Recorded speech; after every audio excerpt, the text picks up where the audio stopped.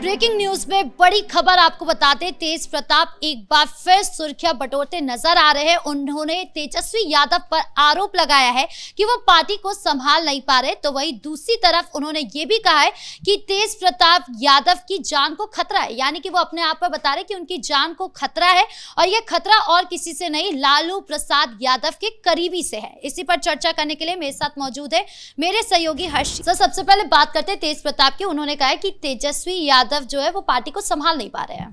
देखिए, उन्होंने कई आरोप लगाए हैं, सिर्फ तेजस्वी को लेकर ही नहीं।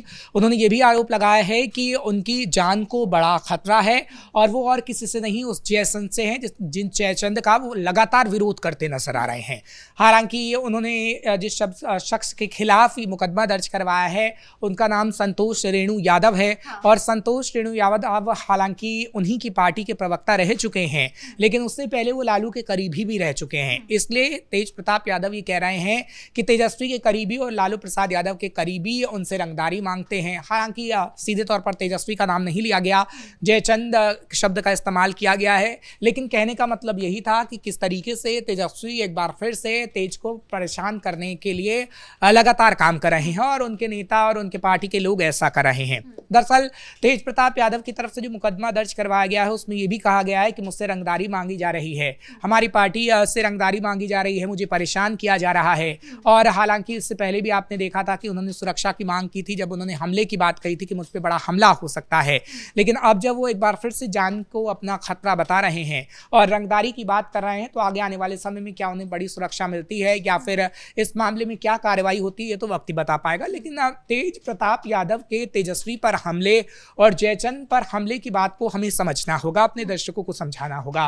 क्योंकि देखिए, तेज प्रताप यादव भी राजनीति में अपना एक भविष्य चाहते हैं और तेज प्रताप यादव चाहते हैं कि उनका एक राजनीतिक भविष्य काफी मजबूत हो, जो कि अभी जो उन्होंने पार्टी बनाई है उसमें तो नहीं है। क्योंकि जो उन्होंने पार्टी बनाई है वो कहीं ना कहीं एक तरीके से वोट कटुआ पार्टी तक ही सीमित रह गई कि तेजस्वी को हराने के लिए उन्होंने जरूर काम किया, लेकिन उनके कोई विधायक नहीं बन पाए, जिसके कारण वो कहते कि हाँ, उनका एक भी विधायक विधानसभा में बैठा है। दूसरी बात, तेजस्वी यादव को लेकर जो वो माहौल पहले से बना रहे थे वो कहीं ना कहीं इसलिए था क्योंकि विरासत की ये जंग हो रही है और लालू प्रसाद यादव की विरासत आखिर किसको मिलती है ये तो वक्त ही बता पाएगा। लेकिन लालू प्रसाद यादव की विरासत पर अभी हक तेजस्वी यादव का इसलिए है क्योंकि लालू प्रसाद यादव ने पूरा जिम्मा तेजस्वी यादव को ही दे रखा है।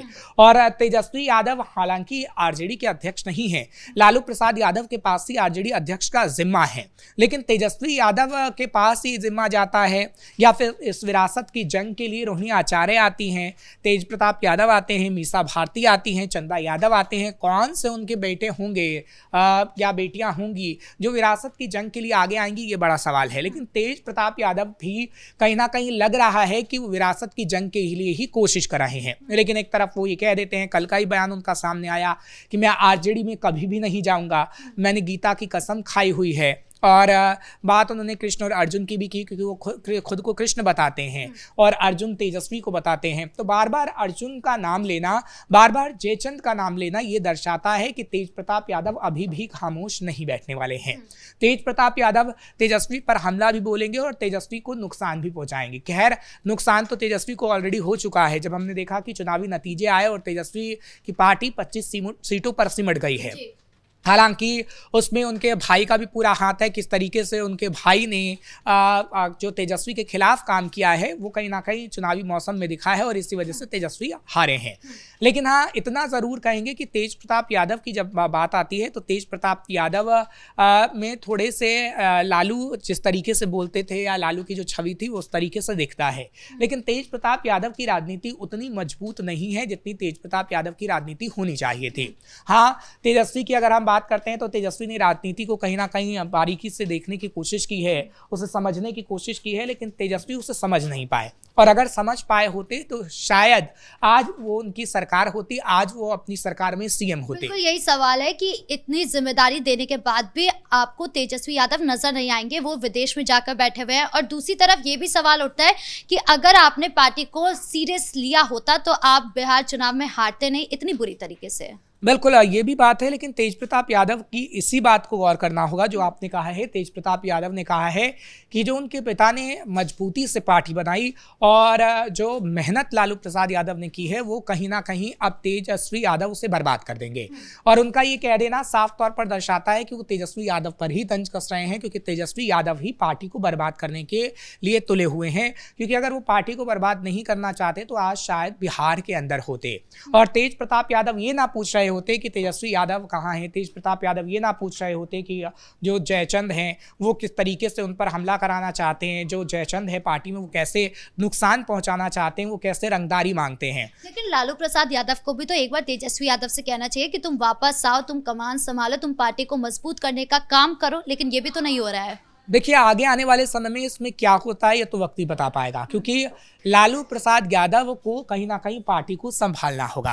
क्योंकि लालू प्रसाद यादव ने आरजेडी का अध्यक्ष पद इसलिए ही अपने पास रखा था कि विरासत की जंग अगर आगे बढ़ती है तो कहीं ना कहीं वो उसे संभाल लेंगे, और इसलिए तेजस्वी यादव के लिए आधिकारिक घोषणा नहीं की गई थी और आरजेडी का अध्यक्ष पद लालू प्रसाद यादव ने अपने पास रखा था। लेकिन बावजूद उसके हमने देखा कि किस तरीके से विरासत की जंग लगातार चलती रही, और इस वक्त भी जो तेज प्रताप यादव लगातार बयानबाजी कर रहे हैं वो यही दर्शाता है कि आगे आने वाले समय में ये विरासत की जंग और बढ़ सकती है। और तेजस्वी यादव पर जिस तरीके से तेज प्रताप यादव हमला बोल रहे हैं उसका जवाब आप तेजस्वी यादव किस तरीके से देते हैं ये तो वक्त ही बता पाएगा। क्योंकि चुनावी मौसम में आपने देखा था कि तेज प्रताप यादव ने कितने हमले तेजस्वी यादव पे किए थे, लेकिन जब तेजस्वी यादव से उस पर सवाल पूछे जाते थे तो तेजस्वी यादव खामोशी इख्तियार कर लेते थे।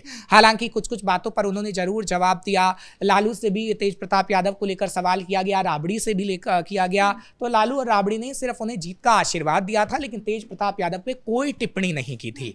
लेकिन जिस तरीके से तेज प्रताप यादव आरजेडी पर और तेजस्वी यादव पर लगातार टिप्पणी कर रहे हैं वो कहीं ना कहीं दर्शाता है कि अभी तेज प्रताप यादव खामोश नहीं रहेंगे। तेजस्वी यादव पर लगातार वो इसी तरीके से हमला बोलते रहेंगे और आगे आने वाले समय में ये तस्वीर और देखते को मिलती रहेगी। हालांकि सिर्फ तेज प्रताप यादव की तरफ से ही तेजस्वी पर सवाल नहीं खड़े किए जा रहे हैं। तेजस्वी पर सवाल पूरा एनडीए का कुनबे खड़ा कर रहा है।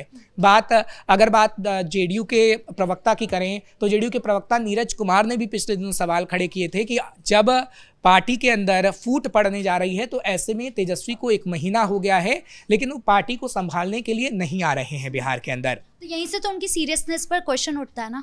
देखिए तेजस्वी यादव पर वाकई सवाल उठेगा ही उठेगा, क्योंकि आप 1 महीने से बिहार के अंदर नहीं हैं।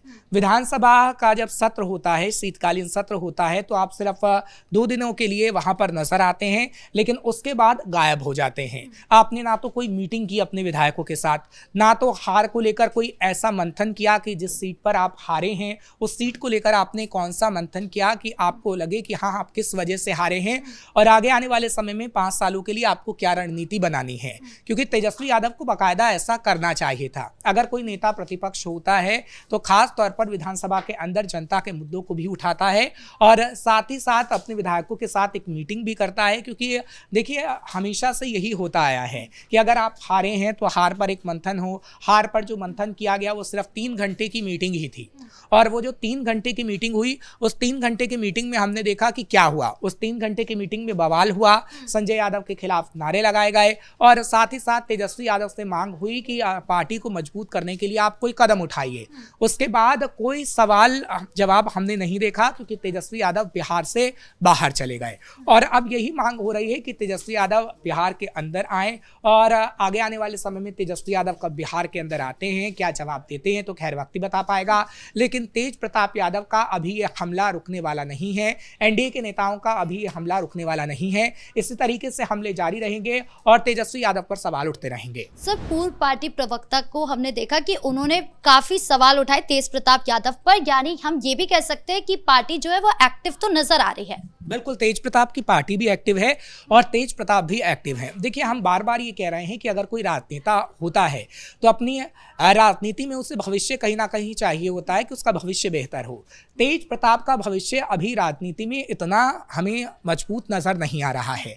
इसलिए तेज प्रताप, आपने पहले देखा था कि रवि किशन के साथ कैसे उनकी तस्वीरें नजर आई, कई बीजेपी नेताओं के साथ सब ये सवाल उठे कि क्या वो एनडीए के कुनबे में जा सकते हैं, लेकिन ऐसा नहीं हुआ, उन्होंने नई पार्टी बनाई। लेकिन तेज प्रताप ये चाहते हैं कि या तो उनकी पार्टी मजबूत हो जाए या तो वो किसी ऐसी पार्टी के साथ हो आगे आने वाले समय में जो उनके राजनीतिक भविष्य को बेहद अच्छा कर पाए।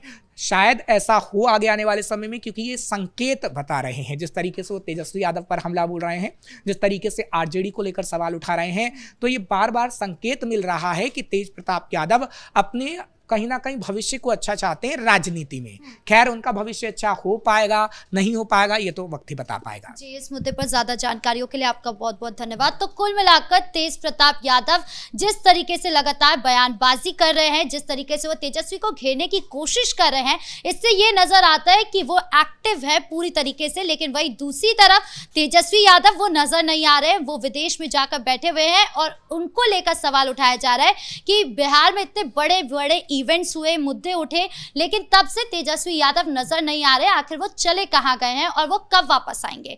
तो अब वो कब आएंगे वापस, ये एक बड़ा सवाल है। ब्रेकिंग न्यूज में इतना ही।